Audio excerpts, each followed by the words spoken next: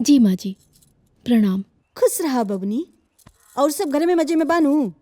जी माँ जी, सब ठीक बा माँ जी। अच्छा तनी सुना, तनी खाए पिए के ध्यान रखिया। हमरा के ना 21 बरस में पोता चाही। आमा जी रोन खूब बतियाइले, बेचारी लाजे काट हो गई हुई। चुप रहा। खाना देबू। हाँ दुल्हन। ले आओ। हाँ एजे सब मजे में बा। खा खा। इले, हाँ। अरे मनुआ खाए। एजा एजा बैठ, ले फोन पे बतिया। की हो? अन्नू भाभी। अरे बिया हुई तो जिंदगी भर बतिया ही क्यों बा? अरे तू लोग बात कर लो, हम ना बात करो। बताई आजकल के लड़का सन के बियाह सेट होते ही पगला एक तरह से बतियाव खाती, और यहाँ के देखी कोनो इंटरेस्ट नहीं है। अरे सब कोई फोन में बतियावेला तो जरूरत है कि हम भाई बतियाई। अब तू ही समझावो भैया, ये लोग के लगे दोसर कोनो बातें नहीं के बतियावे खातिर। अच्छा दुल्हन फोन रखा था, तनी हम ये लोग से बतिया ली। जी माँ जी, प्रणाम।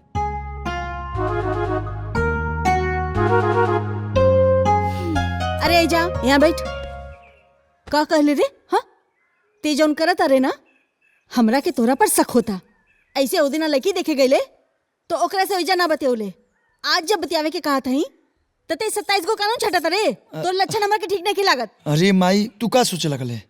हम कब बतिया लेम, अभी फोन दे दे। ई ना सुधरी कबो। ले झाड़ अतई कायदे से झाड़ तनी हड़बड़ो मत।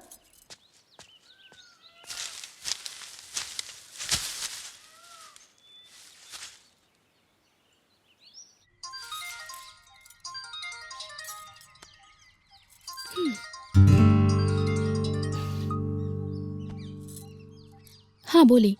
सुनो ना, बड़ा भेंट करे के मन करता है। लेकिन अभी हमार मन नहीं के करत।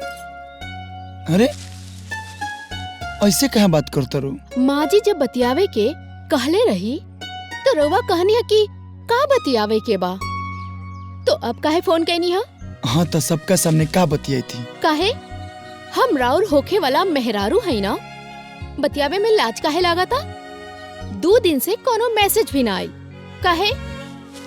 सुना ना, फुआ के लड़की के बियाह में गए रही, यही से टाइम ना मिलल हा। दुल्हा थोड़े ना बन के गइल रहनी हा कि टाइम ना मिलल हा। कहीं उहाँ केहू के साथ नैन मटक्का में तो ना लग गइल रहनी हा ना? अरे ना ना ना, यही सब का बात करता रहूं। सुनो ना, मिला ना। घर के लोग पूछे कि कहाँ जाता रू तो का जवाब दे? तब बोल दिया कि सहेली से मिले गए नहीं। अरे नाना, हम अपना घर के लोगन से झूठ ना बोलीला। अगर रउआ के मिले के बात आज बाजार में आ जाई। ठीक बा हम होते नहीं।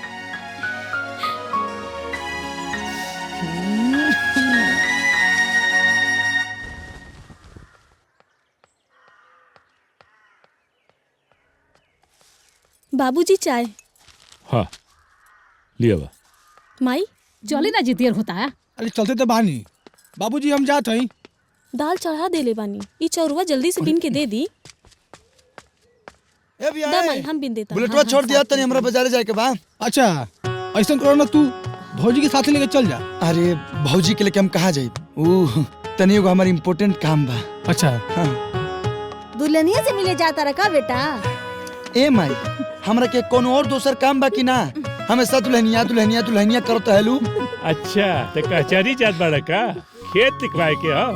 हैं? अरे बाबूजी छोड़ी ना, अब इनकर बियाह होता तनी समझी ना। देखा लो, घर में सबसे छोट बिया लेकिन सबसे ज्यादा समझदार बिया। ए बुच्ची तनी बढ़िया ड्यूटी निकाल के रखता, हम आओ तनी। ठीक बा भैया, निकाल के रखा तानी।